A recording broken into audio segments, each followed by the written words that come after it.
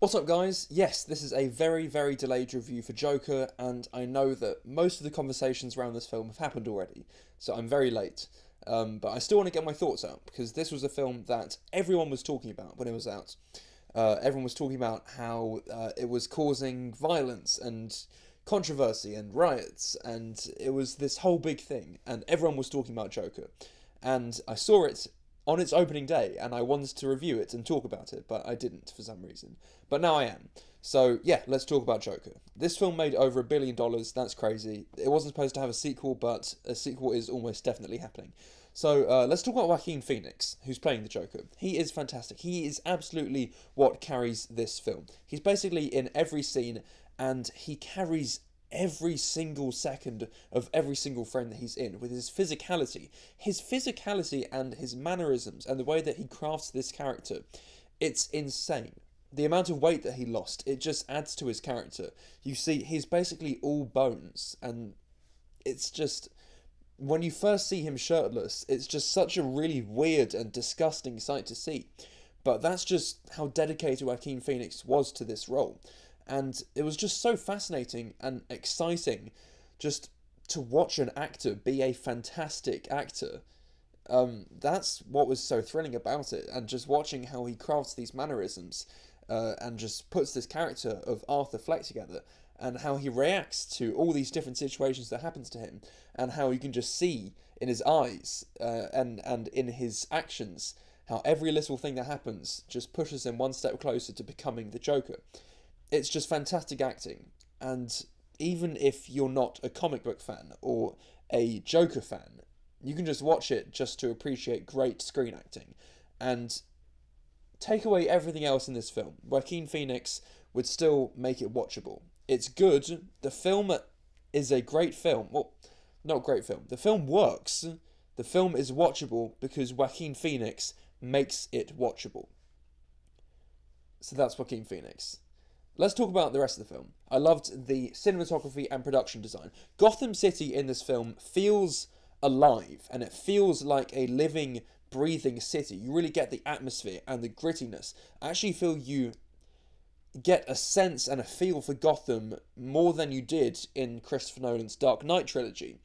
I loved how the city felt alive, and you could always feel that growing sense of anger and tension and turmoil. You could just feel that the riots in the street, and everyone is just about to explode because everyone has an issue with the society that they're in.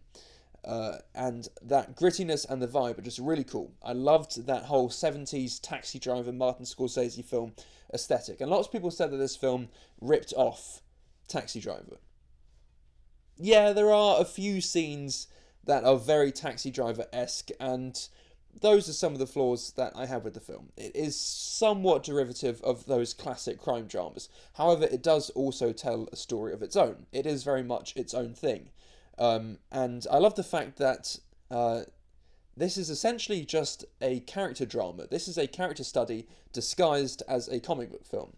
And I read in lots of different places that this film basically wouldn't have got made if it wasn't a Joker film. Nobody would go and see a film just about a guy who goes insane. I don't think that would be very appealing. That's not the kind of film that people see in cinemas these days. But making it a Joker film, that was a great idea, because this is basically a genre film. This is a character drama. This is a 70s aesthetic, gritty character study that also happens to be a Joker film. And that's what I loved most, because it wasn't like, oh look, this is a flashy, special effects driven comic book film. There is basically no CGI in this film. It is entirely rooted in character and drama, and that's what I loved most about this film. It is also it's also filled with memorable moments and sequences. I loved there are a few standout sequences and a few great moments of very effective violence. This film is R-rated. I think, is it? Yes, it is. And everyone was like, "Oh wow, this is going to be really bloody. This is going to be like taken straight from the most violent Joker comic books, like Killing Joke." And there are a few scenes of very brief but effective violence.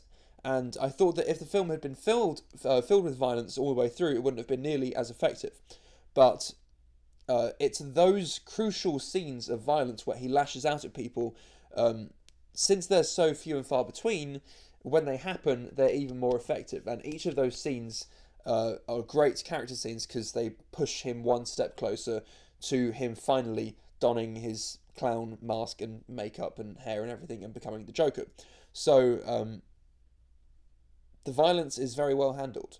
And I still don't understand all of that controversy surrounding the film because this isn't what this review is supposed to be about, but I don't see how films or video games can really push people to become violent. That's just my thoughts on it. But I'm done talking about that. There are some great character moments, some painfully awkward character moments. There is one very well handled and effective plot twist. It's just a very entertaining and watchable film. In terms of flaws, the story felt less like a story and more of just a string of events of bad things happening to him. It's not like, traditional three-act structure, not that you have to have that, but it didn't feel like a story that had, ups and downs and that moved as a conventional story. It just felt like just a series of bad things happening.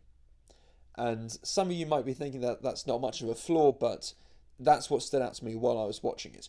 Also, in terms of social commentary, I didn't get any social commentary. I didn't think that there was any sense of commentary or timeliness. I didn't pick up on any of that. And people who said that, you're entitled to your opinion. I just saw this film as a very well acted, well directed, entertaining, watchable film. I'm going to give Joker a B+. It's not the insane masterpiece, in my opinion, that people were making it out to be, but I had a great time watching it. So those are my thoughts on Joker. You guys have probably all seen it. So, yeah, comment what you liked about it, what you didn't like about it, if you agree/disagree with me. Yeah, let me know what you thought. Like, comment, subscribe, whatever you want to do. And until the next time, goodbye.